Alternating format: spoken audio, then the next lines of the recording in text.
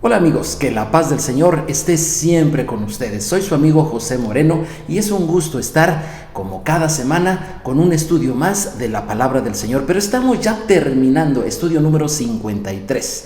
Estudio número 53, Deuteronomio capítulo, pues todo el capítulo 32. Esta porción abarca este capítulo y abarca un canto. ¿Qué tanto te gusta el arte? ¿Qué tanto te gusta? ¿Qué será? El cine, la música, la pintura, en fin, las cosas que ves y oyes son cosas que muchas veces nos recrean, son cosas que muchas veces nos llaman la atención, pero hay una canción, hablando de arte, hay una canción que más que ser una canción de arte, es una canción del Espíritu. Es algo que compusieron hace mucho tiempo y que sin duda se cantará al final.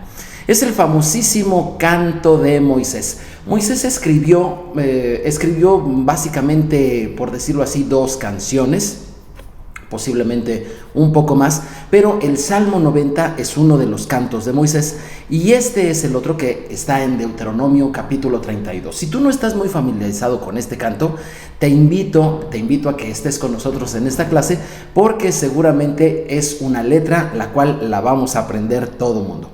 En esta ocasión se llama el estudio Escuchen con atención. En hebreo es hasino, ¿sale? Escuchen con atención. Hay una diferencia entre oír y escuchar, al menos en la cultura de nuestro Señor Yeshua, de nuestro Señor Jesús. ¿Por qué? Porque oír, bueno, cuando tú oyes, simplemente oyes. Por ejemplo, hace rato estaba un camión haciendo un ruido cuando ponen la velocidad de reversa, y simplemente para precaución, ¿verdad? Y tú oyes ese ruido.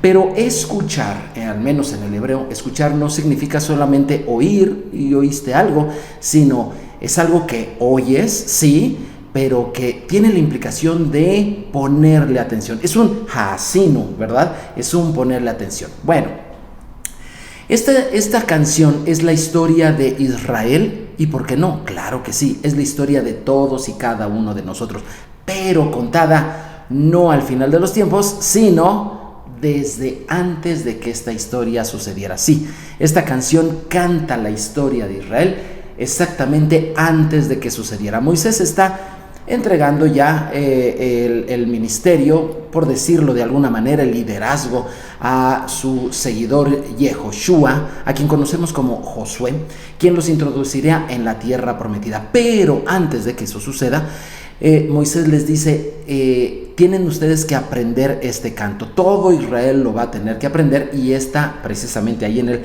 capítulo 32. La primera parte dice este canto que Israel lo tendría todo. Escucha, Deuteronomio 32, versículos 1 al 3 dice: escuchad, ahí está el hasino, escucha, es decir, pon mucha atención. Escuchad, cielos, y hablaré, y oiga la tierra los dichos de mi boca. Goteará como la lluvia mi enseñanza, destilará como el rocío mi razonamiento. Como la llovizna sobre la grama y como las gotas sobre la hierba. Porque el nombre del Señor proclamaré, engrandeced a nuestro Dios. Esta primera parte habla y Moisés le está diciendo que escuchen los cielos y la tierra, ¿verdad? Pero no porque los cielos tengan oídos, no porque la tierra también tenga un par de orejas, no, sino realmente está hablando absolutamente a todos los tiempos, a todos los lugares. ¿Por qué? Porque Israel estaría en todos los tiempos, en todos los lugares de la historia de la humanidad, y allí ellos tendrían que poner esta atención. Esta canción tiene por objetivo recordarle a Israel que si algo en su futuro, en aquel entonces lo que sería su futuro, obviamente hoy ya lo conocemos, si algo malo le sucediera, y mira que al pueblo de Israel le ha sucedido cosas muy malas, si algo malo le sucediera, no sería por causa de Dios. El día de hoy hay muchas personas que se preguntan, y en serio, honestamente se preguntan, por qué suceden cosas malas en esta tierra. Porque, ya sabes, porque hay hambre, porque hay guerras, porque hay niños abusados, porque hay mujeres violentadas, porque hay ancianos abandonados, porque las infidelidades, porque el maltrato hacia los hijos, porque el desprecio hacia los padres, en fin, todos los males que te puedas imaginar, desde los más pequeños hasta los más perversos. Hay gente que se pregunta, bueno, ¿y dónde está Dios? El día de hoy hay mucha gente, pero mucha gente en Israel, de aquellos más o menos 7 millones que viven allá, Hay muchos de ellos que dicen, ¿y dónde estaba Dios cuando nuestros antepasados, nuestros abuelos, por ejemplo, estaban en las cámaras de gas? Estaban siendo torturados en los campos de concentración en la Segunda Guerra Mundial. ¿Dónde estaba Dios? A Dios sin duda le estaba doliendo. El cántico de Moisés advierte que las cosas malas que le pasan a Israel no es porque Dios así lo quiso, sino porque Israel se olvidó del Señor, sí, de ese Señor que le dio todo. Aquí dice, goteará mi enseñanza como la lluvia, y luego habla del rocío. Tú sabes la diferencia entre lluvia y rocío, todos la sabemos. La lluvia, ni salgas, ¿verdad? Está lloviendo y te vas a empapar. Pero el rocío es una lluvia pequeña, una lluvia frágil, una lluvia delicada, con gotas muy, muy, muy pequeñas.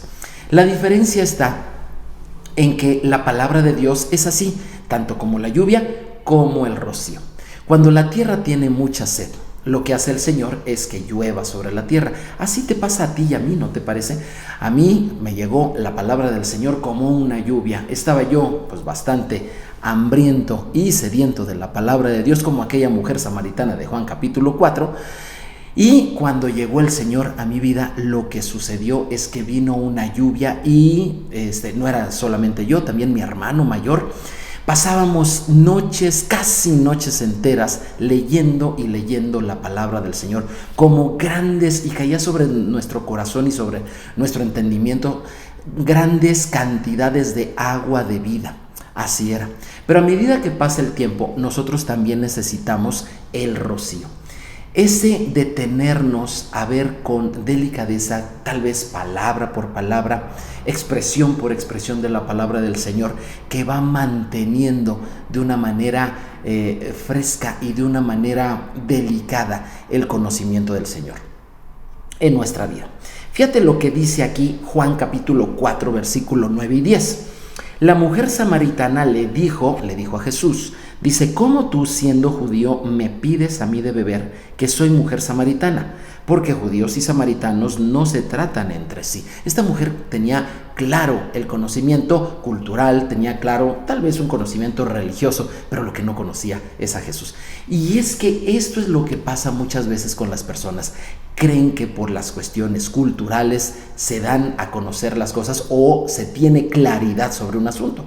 Algunos otros piensan que la religión les esclarece todas las cosas, pero al igual que la mujer samaritana, ni la cultura ni la religión nos ayudan mucho para estas cosas. En realidad lo que tú y yo necesitamos es conocer al autor de la vida, conocer al Mesías, conocer a Yeshua, Hamashiach en hebreo, Jesús el Mesías en español. Y dice aquí, le contestó Jesús. Respondiendo Jesús le dijo, si conocieras el don de Dios y quién es el que te dice, dame de beber, tú le pedirías y él te daría agua de vida, agua viva. Es muy interesante que en estos versículos que he leído de Deuteronomio 32 y Juan 4, nos habla de agua que Dios nos concede. Por cierto, ¿cuánta agua hay en el planeta Tierra?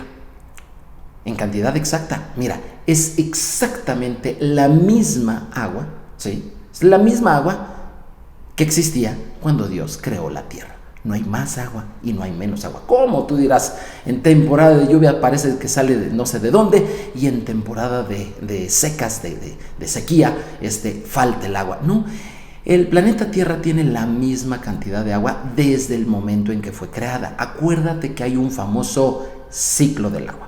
Simple y sencillamente ese ciclo va dando vueltas, a veces da más despacio, a veces más rápido, pero la cantidad de agua es la misma. ¿A qué me estoy queriendo referir alegóricamente esto? La palabra de Dios está comparada con el agua, aquí como dice Jesús, y la palabra de Dios está completa y está dada para todos nosotros. Es decir, todo lo que tú y yo necesitamos saber de la palabra de Dios, Dios ya lo dio.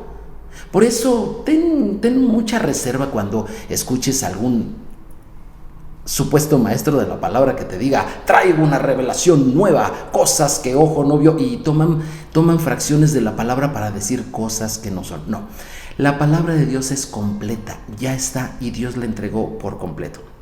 pero a veces vas a necesitar temporadas de lluvia y a veces vas a necesitar temporadas de un delicado rocío, que no falte el agua de la palabra de Dios en tu vida, porque esto genera crecimiento. Fíjate lo que dice el apóstol Pablo, Rav Shaul, dice en 1 Corintios 3, 6 al 8, yo planté, Apolos regó, pero el crecimiento lo ha dado Dios. Apolos era un predicador poderoso, que tú lo puedes encontrar allá en el libro de los Hechos, y entonces está hablando de que hacían de alguna manera un trabajo conjunto o un trabajo en el mismo sentido.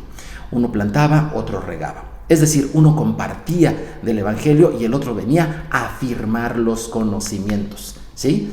Pero dice, pero el crecimiento no lo da ni Apolos, no lo da ni Pablo, no lo da Pedro, no lo da nadie. Es más, obviamente no lo dan las organizaciones. Yo te invito a que, lejos de tener una identidad y una dependencia a una organización, tú tengas tu identidad como pueblo de Dios en la palabra, y que tú tengas como dependencia a la palabra de Dios y al Santo Espíritu.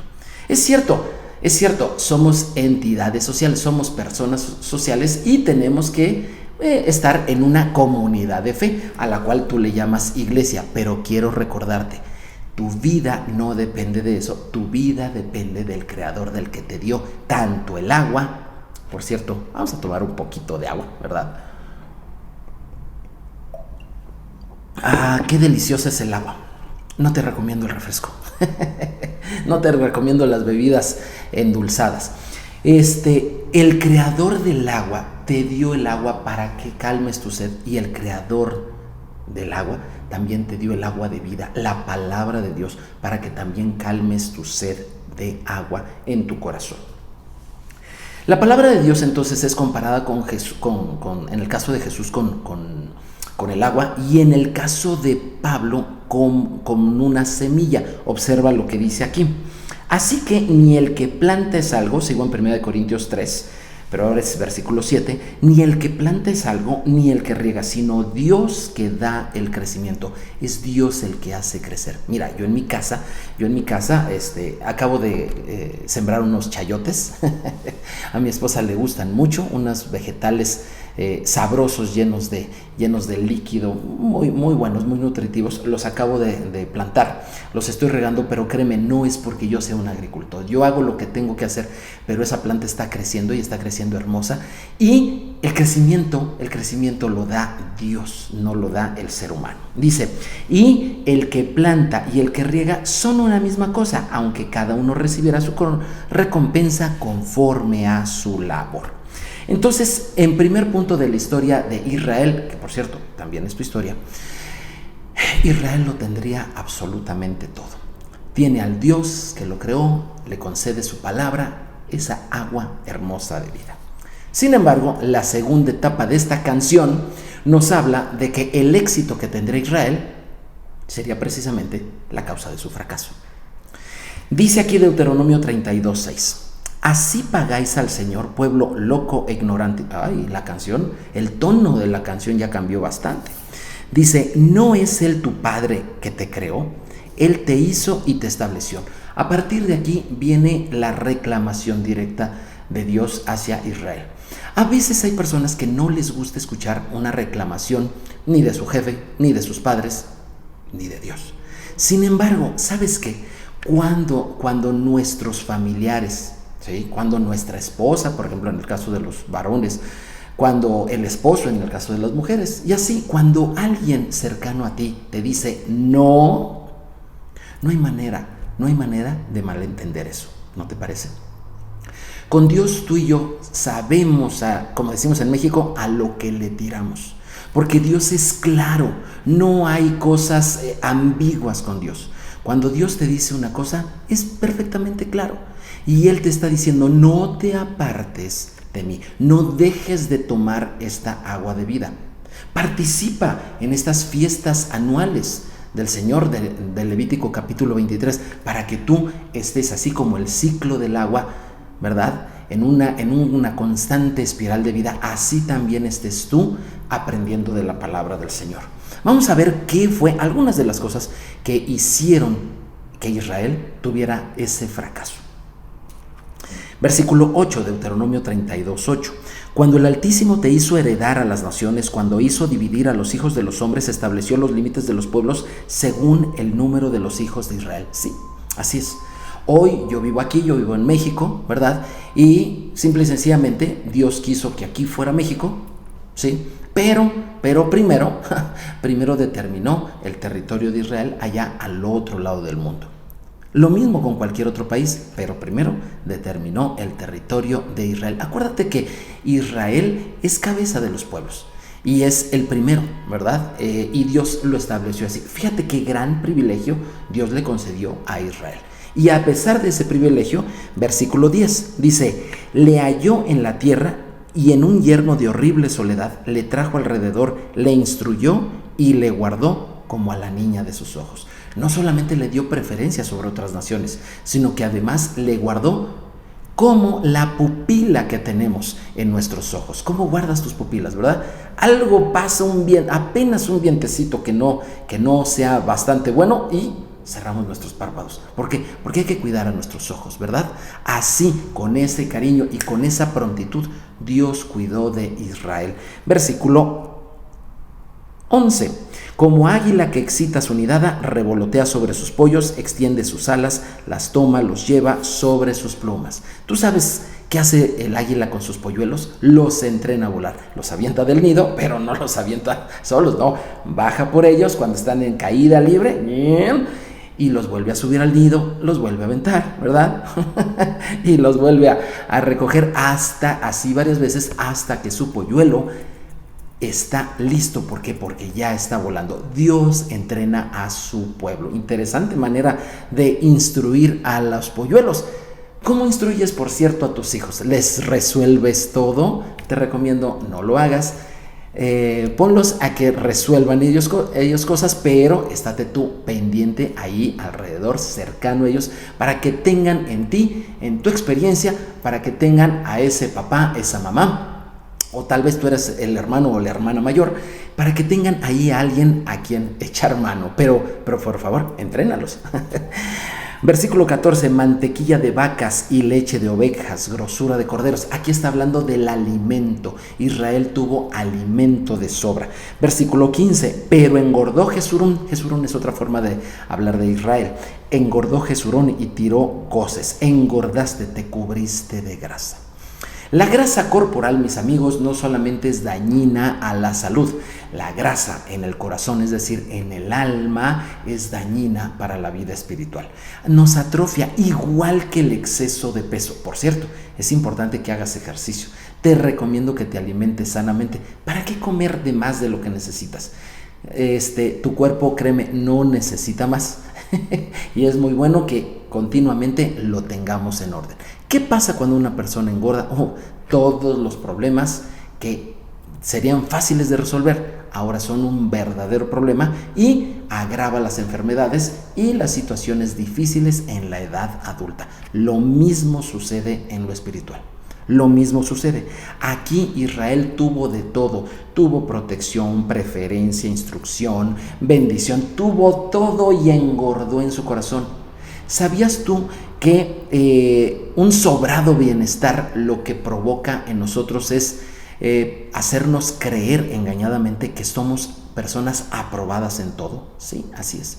Hay un dicho en la cultura de nuestro Señor Jesús que dice, un estómago lleno con frecuencia conduce al pecado. Sí, con frecuencia nos conduce a fallar, a equivocarnos, a errar en muchos sentidos. Cuando hay de todo. Recuerdo que había una canción por allá hace muchos años donde una mujer le cantaba a su esposo y le decía palabras más, palabras menos. Esa canción le decía, ahora que sobra el dinero, ¿dónde estás? ¿Dónde está tu cuidado? ¿Dónde está tu cariño? ¿Sí? Y narra esa canción como cuando antes esa pareja no tenía todo lo que querían en la vida, eran una pareja feliz. Mira, es muy bonito tener abundancia de bendición en casa, en tu vida, en tu trabajo, en fin, que todos los asuntos estén resueltos y que verdaderamente tú tengas tranquilidad en todo. Sin embargo, los pequeños problemas que a veces los vemos muy grandes no son otra cosa sino una forma de decirnos de parte de Dios que somos humanos, somos vulnerables y necesitamos buscarlo.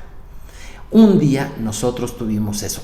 Nosotros teníamos todo. Yo recuerdo cuando yo era soltero, vivía ahí con mis papás, yo era apenas un jovencito y teníamos absolutamente todo. No nos faltaba nada. Mi padre muy trabajador, mi madre una persona muy dedicada, una mujer muy dedicada a sus hijos.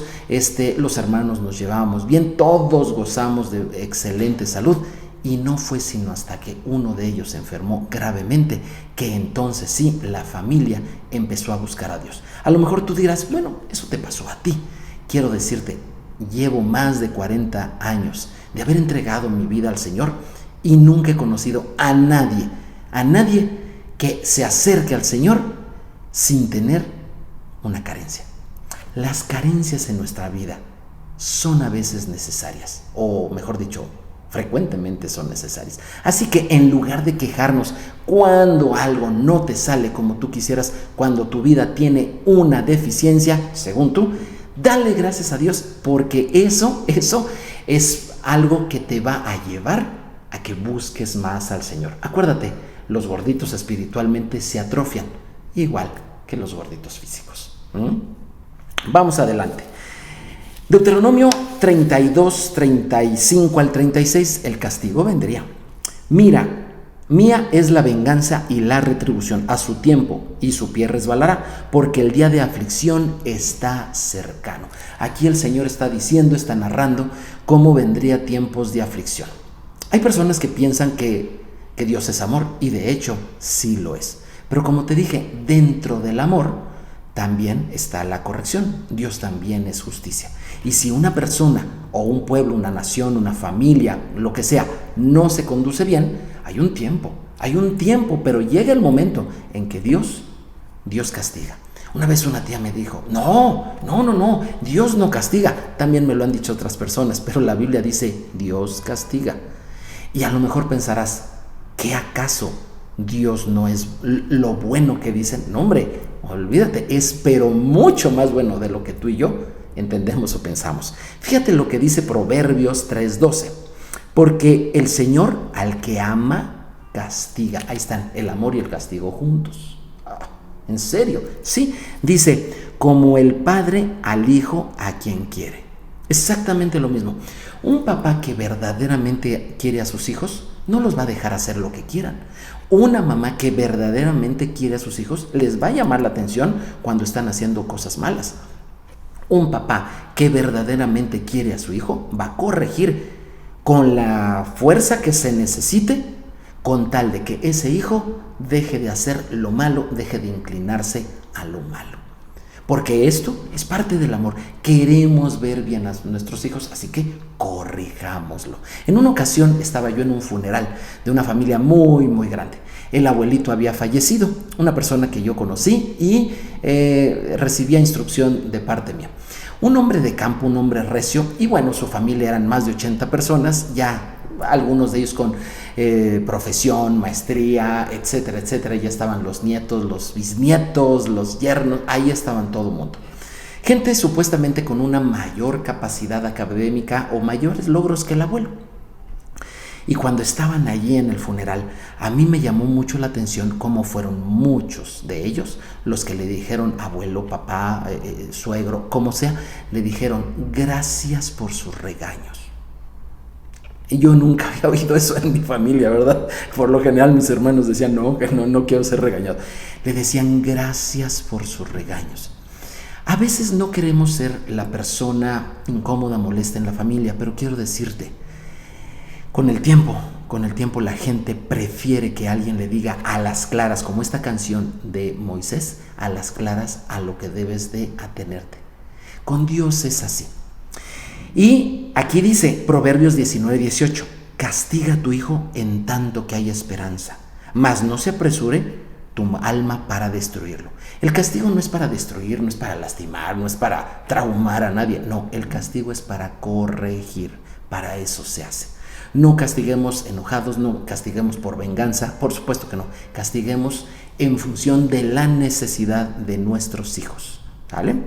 Y finalmente vendría la restauración. Fíjate, tendrían todo, el éxito sería su fracaso, vendría el castigo, pero finalmente tendrían la bendición. En Oseas 6:2 dice así, nos dará vida después de 2 días. Al tercer día nos resucitará y viviremos delante de Él. Y en Apocalipsis capítulo 15, versículo 2 y 3 dice así: vi también como un mar de vidrio mezclado con fuego, y a los que habían alcanzado la victoria sobre la bestia y su imagen y su marca y el número de su nombre, en pie sobre el mar de vidrio, con las arpas de Dios. Versículo 3, y fíjate lo que dice Apocalipsis: y cantaban el cántico de Moisés, siervo de Dios, y el cántico del Cordero, diciendo: grandes y maravillosas son tus obras, Señor Dios Todopoderoso, justos y verdaderos son tus caminos, Rey de los santos. El cántico de Moisés de Deuteronomio capítulo 32 será cantado al final de los tiempos. ¿Por quiénes? Por los victoriosos, aquellos que vencieron a la bestia, aquellos que vencieron a el número de la bestia, aquellos que vencieron, ¿verdad?, a su imagen, aquellos que vencieron a su nombre, aquellos que vencieron por encima de nuestro enemigo, el enemigo de nuestras vidas.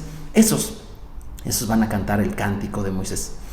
Y dice el cántico de Moisés y el cántico del Cordero, porque finalmente Moisés hizo referencia al Cordero, hizo referencia a Jesús. Es el mismo canto. El canto de Moisés y el canto de Yeshua, el Cordero de Dios, es exactamente el mismo. Una advertencia para nosotros, para que, si bien es cierto que amamos al Señor, sepamos que Él quiere un canto finalmente de gozo y alegría. Obviamente hay estrofas difíciles de cantar, pero al final Dios nos dará su gracia y su favor. Soy José Moreno. Que el Señor te bendiga. Te invito a que compartas esta enseñanza, que le des clic ahí a la campana y que también te suscribas para que no te pierdas los siguientes episodios. Que el Señor te bendiga. Shalom, shalom. A cantar.